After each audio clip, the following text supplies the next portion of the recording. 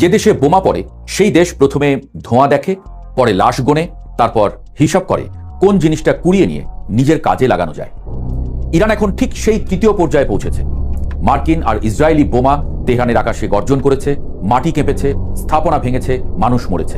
ইরানিরা এখন ভাঙা ইটের চেয়ে বেশি আগ্রহ দেখাচ্ছে ইসরায়েল আর আমেরিকার না ফাটা বোমার প্রতি। অনেকটা মানবদেহের ভেতরের জীবাণুগুলো নিয়ে যেমন গবেষণা করে প্রতিষেধক বানানো হয়, ঠিক তেমনটাই।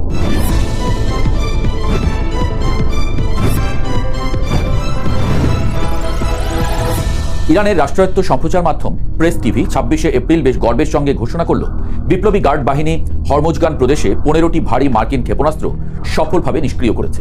কথাটা শুনে মনে হতে পারে যেন পৌরসভার ময়লার গাড়ি এসে রাস্তার আবর্জনা সরিয়েছে, কিন্তু আসল মজাটা পরের লাইনে। এই ক্ষেপণাস্ত্রগুলো নাকি রিভার্স ইঞ্জিনিয়ারিং এর জন্য গবেষণা ইউনিটে পাঠানো হয়েছে। অর্থাৎ আমেরিকা যেই অস্ত্র বানিয়ে বিলিয়ন ডলার খরচ করেছে, ইরান এখন সেটা টেবিলে শুয়ে স্ক্রু খুলে খুলে দেখছে ভেতরে কি জিনিস, কোন তার কোথায়, কোন সেন্সর কিভাবে কাজ করে। এর মধ্যে সবচেয়ে চমকপ্রদ দাবি হলো ইরানের হাতে নাকি একটা GBU-57 বাংকার বাস্টার বোমাও এসেছে। এই জিনিসটা এমন বোমা যাকে সাধারণ ভাষায় বলা যায় মাটির নিচের কেয়ামত। ওজন 13,000 কেজির কাছাকাছি। আগে মাটি ভেদ করে, তারপর বিস্ফোরিত হয়। 60 ফুট কংক্রিট কিংবা 200 ফুট মাটি ভেদ করতে পারে। পৃথিবীর খুব কম জিনিস আছে যেটা দেখে সামরিক প্রকৌশলীরা একসঙ্গে ভয়ও পায়, আবার প্রেমেও পড়ে। GBU-57 ঠিক সেই জাতের বস্তু। আর ইরান যদি সত্যি এর একটা অবিস্ফোরিত নমুনা হাতে পেয়ে থাকে, তাহলে তারা এখন শিশুর মতো উৎসাহে সেটার পেট কেটে দেখছে ভেতরে আমেরিকার প্রযুক্তির কোন জাদু লুকানো আছে। রিভার্স ইঞ্জিনিয়ারিং মানে জিনিসটা আসলে পুরনো দিনের নকল করে শেখার মতো। গ্রামের স্কুলে যেমন ভালো ছাত্রের খাতা দেখে পাশের বেঞ্চের ছাত্র নিজের অঙ্ক মিলিয়ে নিত, ইরানও এখন সেই কাজটাই করছে। তফাৎ শুধু খাতার জায়গায় এখানে টমাহক মিসাইল। ইরানের কট্টরপন্থী স্টুডেন্ট নিউজ নেটওয়ার্ক তো প্রায় নাচতে নাচতে বলেছে, যুদ্ধক্ষেত্র এখন তাদের প্রতিরক্ষা শিল্পের জন্য গবেষণাগারে পরিণত হয়েছে। ভাষাটা লক্ষ্য করার মতো। যেখানে অন্য দেশ যুদ্ধের ধ্বংসস্তূপ দেখে, ইরান সেখানে দেখে প্রযুক্তিগত সুযোগ। তারা বলছে অবিস্ফোরিত গোলাবারুদ মানে শত্রুর গোপন প্রযুক্তির খোলা বই, শুধু পড়তে জানতে হবে। পশ্চিমা বিশ্লেষকদের উদ্ধৃতি দিয়ে ইরানি গণমাধ্যম বলছে, আমেরিকা আর ইসরায়েলের বাস্তব উদ্বেগ হচ্ছে ইরান তাদের অস্ত্রের কোড ভেঙে ফেলছে। কারণ আধুনিক অস্ত্র শুধু লোহা আর বিস্ফোরক না, এর ভেতরে সফটওয়্যার, সেন্সর, গাইডেন্স সিস্টেম, যোগাযোগ ব্যবস্থা সব মিলিয়ে এক ধরনের উড়ন্ত কম্পিউটার। আর একবার যদি শত্রু বুঝে যায় জিনিসটা কিভাবে কাজ করে, তাহলে সে একই প্রযুক্তি নকলও করতে পারে, আবার প্রতিরোধ প্রযুক্তিও বানাতে পারে। ইরানের জন্য রিভার্স ইঞ্জিনিয়ারিং নতুন কিছু না। নিষেধাজ্ঞায় জর্জরিত একটা দেশ বহুদিন ধরে যা পাই তাই খুলে দেখি নীতিতে বেঁচে আছে। তারা আগে মার্কিন হক ক্ষেপণাস্ত্র নকল করেছে। 2011 সালে মার্কিন RQ-170 ড্রোন ধরে ফেলার ঘটনা তো এখন প্রায় কিংবদন্তি। এখন আমেরিকা ড্রোন বোমা হারিয়ে বেশ ভয়েই আছে। কট্টরপন্থী খাওহান পত্রিকার সম্পাদক হোসেন শরীয়ত মাদারি তো আরও এক কাঠি সরেশ। তিনি বলছেন, এই প্রযুক্তি শুধু নিজেদের কাছে রাখলে হবে না, চীন আর রাশিয়ার মতো আমেরিকার প্রতিদ্বন্দ্বীদের সঙ্গেও ভাগ করে নেওয়া উচিত। যেন যুদ্ধের মাঠে কুড়িয়ে পাওয়া অস্ত্র এখন ভূরাজনৈতিক মুদ্রা হয়ে গেছে। তিনি দাবি করেছেন, যুদ্ধের সময় টমাহক ক্ষেপণাস্ত্র, AGM-158 এবং MQ-9 ড্রোন সহ উল্লেখযোগ্য সংখ্যক অস্ত্র ইরানে ব্যর্থ হয়েছে। কথাটা পুরো সত্য কিনা জানা কঠিন, কিন্তু ইরানের প্রচারণা যন্ত্র এটাকে এমনভাবে বলছে যেন আমেরিকার নিজের হাতেই প্রযুক্তির সিন্দুক পাঠিয়ে দিয়েছে। রাষ্ট্রীয় টেলিভিশনের উপস্থাপকও দর্শকদের আশ্বাস দিয়ে বলছেন, এই অবিস্ফোরিত ক্ষেপণাস্ত্রগুলো রিভার্স ইঞ্জিনিয়ারিং করে উপহার হিসেবে ফিরিয়ে দেওয়া হবে। কথাটার ভেতরে মধ্যপ্রাচ্যের পুরনো প্রতিশোধ রাজনীতি আছে। অর্থাৎ আজ তোমার বোমা আমার মাটিতে পড়েছে, কাল সেই বোমার নকল তোমার ঘাঁটির দিকে উড়ে যাবে। সরকারপন্থী ইরানিরা তো মহা উল্লাসে মেতে উঠছে। কেউ বলছেন এটা আমাদের জন্য ভালো খবর, আমেরিকার জন্য খারাপ খবর।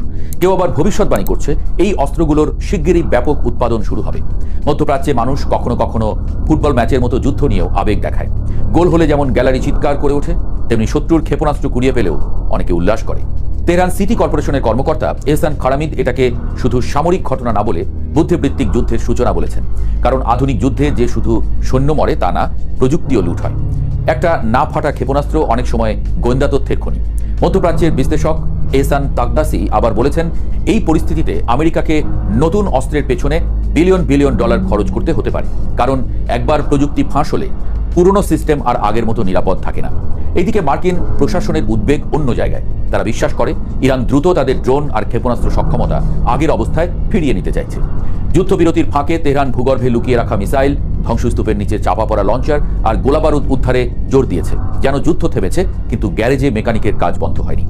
ওয়াশিংটনের আশঙ্কা হলো ট্রাম্প যদি আবার সামরিক অভিযান শুরু করেন তাহলে ইরান যেন দ্রুত পাল্টা আঘাত আনতে পারে সেই প্রস্তুতি নিচ্ছে। তাই ইউএস সেন্ট্রাল কমান্ডের কমান্ডার অ্যাডমিরাল ব্র্যাড কুপার নাকি ট্রাম্পকে নতুন হামলার পরিকল্পনাও দেখিয়েছেন। মার্কিন সংবাদ মাধ্যম বলছে ওভাল অফিসে ৪৫ মিনিটের বৈঠকে সম্ভাব্য চূড়ান্ত হামলা নিয়ে আলোচনা হয়েছে। যুদ্ধবিরতি মানে এখানে শান্তি না, বরং দুই বক্সারের মাঝখানে ঘণ্টা বাজার পরের বিরতি, যেখানে দুজনই কোচের কাছে বসে নতুন ঘুষির পরিকল্পনা করছে। তবে হোয়াইট হাউসের মাথা ব্যথা শুধু ইরান না, চীনও। ট্রাম্পের মে মাসের বেইজিং সফর ঝুলে গেলে আন্তর্জাতিক রাজনীতির অন্য হিসাব বিগড়ে যেতে পারে। আগেও নাকি ইরান যুদ্ধের কারণে এই সফর পিছিয়েছে, ফলে আমেরিকা এখন দুই আগুনের মাঝখানে, একদিকে পারস্য উপসাগর, অন্যদিকে বেইজিং। এর মধ্যে ২৮ ফেব্রুয়ারি থেকে যুক্তরাষ্ট্র ও ইসরায়েল ইরানে বোমাবর্ষণ শুরু করলে তেহরান হরমুজ প্রণালী বন্ধ করে দেয়, ফলে তেলের দাম এমনভাবে লাফ দেয় যেন বাজারে কেউ আগুন লাগিয়ে দিয়েছে। জবাবে ট্রাম্প প্রশাসন ইরানি বন্দরগুলোর উপরে নৌ অবরোধ বসায়। সেন্টকমের হিসাব অনুযায়ী অন্তত ৪১টি জাহাজকে প্রণালী পার হতে বাধা দেওয়া হয়েছে। ৮ এপ্রিল থেকে সাময়িক যুদ্ধবিরতি কার্যকর হলেও সমাধান আসেনি, বরং দুপক্ষই নিজেদের অবস্থান শক্ত করছে। মার্কিন প্রতিরক্ষামন্ত্রী হেগসেট বলেছেন তারা জানে ইরান কোথায় সামরিক সরঞ্জাম সরিয়ে নিচ্ছে। তার ভাষায়, ইরান এখন ধ্বংসস্তূপ খুঁড়ে লঞ্চার বের করছে, যা নাকি তাদের দুর্বলতার প্রমাণ। নিজেদের সবল দেখাতেই এই বাক্য। হোয়াইট হাউসের মুখপাত্র আনা কেলি আবার ঘোষণা দিয়েছেন ট্রাম্পের সব লক্ষ্য পূরণ হয়েছে। ইরানে ব্যালিস্টিক ক্ষেপণাস্ত্র ধ্বংস, উৎপাদন কেন্দ্র গুঁড়িয়ে গেছে, নৌবাহিনী ডুবে গেছে, মিত্রগোষ্ঠী দুর্বল হয়েছে। যুদ্ধের পর সব পক্ষই সাধারণত নিজেদের জয়ী দাবি করে। ইতিহাসের মজাটা হলো কখনো কখনো দুপক্ষই একই যুদ্ধে নিজেদের বিজয়ী বলে বই লেখে। কিন্তু মার্কিন গোয়েন্দা তথ্য আবার অন্য কথা বলছে।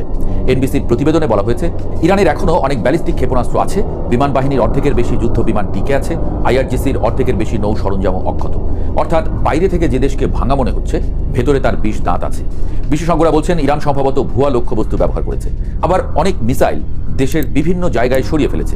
যুক্তরাষ্ট্র যখন অঞ্চল জুড়ে সামরিক সমাবেশ করছিল, তখনই নাকি ইরান বহু ক্ষেপণাস্ত্র মাটির নিচে লুকিয়ে রেখেছিল। পারস্যের লোকেরা হাজার বছর ধরে সাম্রাজ্যের সঙ্গে যুদ্ধ করতে করতে একটা জিনিস শিখেছে, যা বাঁচাতে হবে তা চোখের সামনে রাখা যাবে না। ট্রাম্প নিজেও স্বীকার করেছেন ইরানের কিছু ক্ষেপণাস্ত্র এখনো রয়ে গেছে। তার ভাষায় প্রায় ৮২% ধ্বংস হয়েছে। মার্কিন পররাষ্ট্রমন্ত্রী মার্কো রুবিও আরও কঠিন ভাষায় বলেছেন ইরানের অর্থনীতি ধসে পড়েছে, খরা চলছে, বেতন দিতে পারছে না, আর এখন তাদের হাতে মাত্র অর্ধেক ক্ষেপণাস্ত্র আছে।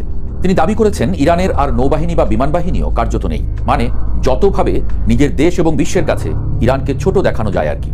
ইরান এখন ঠিক সেই অবস্থায় দাঁড়িয়ে আছে যেখানে যুদ্ধ শুধু ময়দানে না, কারখানায়ও হয়। একদিকে তারা ধ্বংসস্তূপ খুঁড়ে নিজেদের বাকি অস্ত্র তুলছে, অন্যদিকে শত্রুর না ফাটা বোমা খুলে প্রযুক্তির পাঠ নিচ্ছে। যেন যুদ্ধের পর পারস্যের এক ছাত্র রক্তমাখা ক্লাসরুমে বসে শত্রুর খাতা দেখে নতুন অঙ্ক শিখছে। মধ্যপ্রাচ্যে যুদ্ধের শেষ সাধারণত যুদ্ধবিরতিতে হয় না, শেষ হয় তখনই যখন এক পক্ষ ভাবে আর এক পক্ষ এখনো পুরোপুরি শেষ হয়নি। আর ইরানকে দেখে এখন সেটাই মনে হচ্ছে। তারা হয়তো ক্ষতবিক্ষত, কিন্তু এখনো